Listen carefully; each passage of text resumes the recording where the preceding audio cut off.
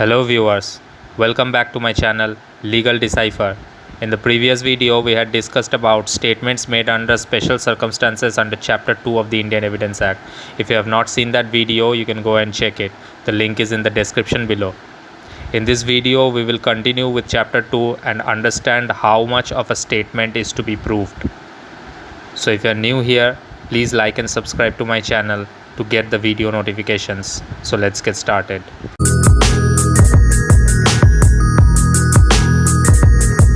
So in the previous video we had discussed about statements and their usages.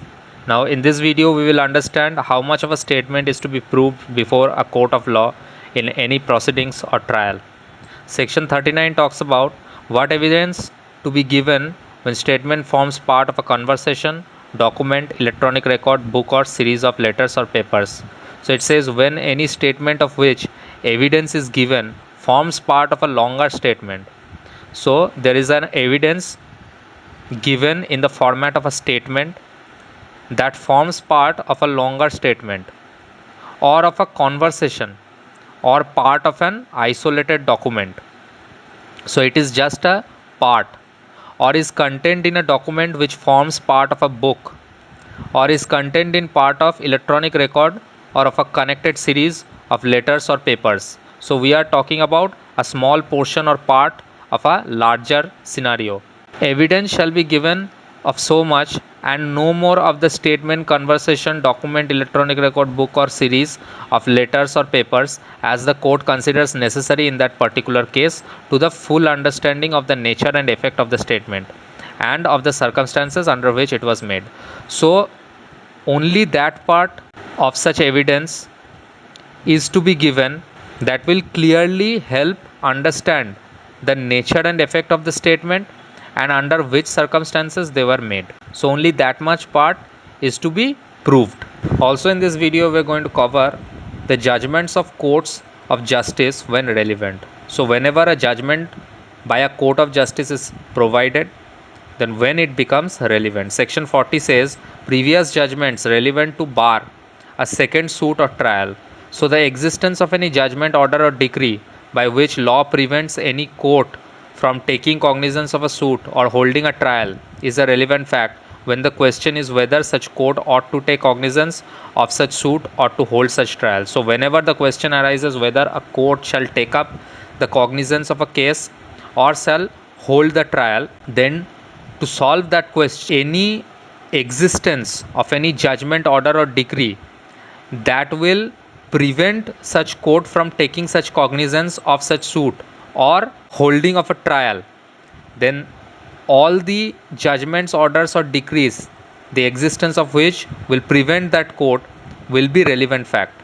Section 41 says relevancy of certain judgments in probate etc. jurisdiction. So a final judgment, order or decree of a competent court in the exercise of probate, matrimonial, admiralty or insolvency jurisdiction which confers upon or takes away from any person any legal character or which declares any person to be entitled to any such character or to be entitled to any specific thing, not as against any specific person but absolutely, is relevant when the existence of such legal character or the title of any such person to any such thing is relevant. So it says that whenever a judgment, order or decree is passed by a competent court that declares a person and confers upon him any legal character or any specific right or any designation. Say for example, a court declares a person insolvent. Now we all know that the Indian law does not recognize a legal entity of an insolvent person. So whenever a competent court has declared a person insolvent, then that fact will be a relevant fact. So that is what section 41 says. It also says such judgment, order or decree is conclusive proof. That means whenever such kind of judgment, order or decree is passed, that would be considered as a conclusive proof. Now we have already read about conclusive proof, that whenever something is presumed to be a conclusive proof, then no evidence will be given to disprove it. That any legal character which it confers accrued at the time when such judgment, order or decree came into operation, that kind of evidences will not be allowed. that any legal character to which it declares any such person to be entitled accrued to that person at the time when such judgment, order, or decree declares it to have accrued to that person, or that any legal character which it takes away from any such person seized at the time from which such judgment, order, or decree declared that it has seized or should seize, and that anything to which it declares any person to be so entitled was the property of that person at the time from which such judgment, order, or decree declares that it had been or should be his property. So, in all these cases, any judgment, order, or decree passed by any competent court that mentions any of these things will be thought to be a conclusive proof. Now, section 42 says relevancy and effect of judgments, orders, or decrees other than those mentioned in section 41. So, judgments, orders, or decrees that are not mentioned in section 41 are relevant if they relate to matters of a public nature relevant to the enquiry, but such judgments, orders, or decrees are not conclusive proof of that which they state. So, any other judgment, order, or decree that is not mentioned in section 41 will be relevant fact as to any inquiry of any public nature, but such judgment, order, or decree will not be thought to be conclusive proofs for that which they state. And section 43 says judgments etc other than those mentioned in section 40, 41, and 42 when relevant.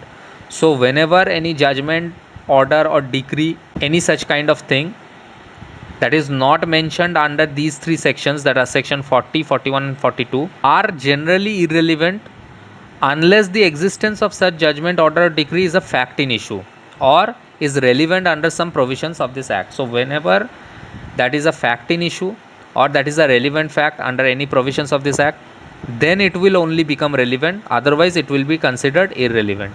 Section 44 talks about fraud or collusion in obtaining judgment or incompetency of court may be proved. So any party to a suit or other proceedings may show that any judgment, order, or decree which is relevant under section 40, 41, or 42 and which has been proved by the adverse party was delivered by a court not competent to deliver it or was obtained by fraud or collusion. So any party is at liberty to show that any judgment, order, or decree was delivered by a court that was not competent to deliver it, or if such judgment, order, or decree was obtained by fraud or collusion. So evidences to prove these kind of things will be allowed under section 44, but the case should be that those judgments, orders, or decrees shall not be relevant under section 40, 41, and 42. That is the only condition. So that's all in this video. If you like my videos, then don't forget to smash the like button and subscribe to my channel. Thank you so much for watching this video.